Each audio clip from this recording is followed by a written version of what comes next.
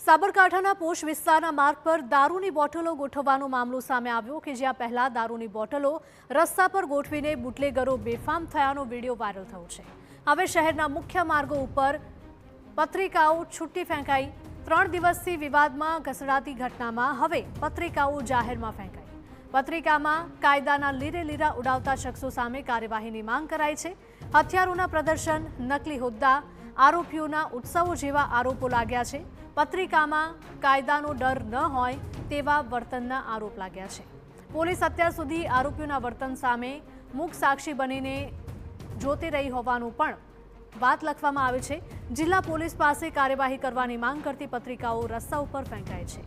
અગાઉ વડાલીમાં દારૂ જુગારની પરમિશનની જાહેરાતની પત્રિકાઓ પણ ફેંકાઈ હતી।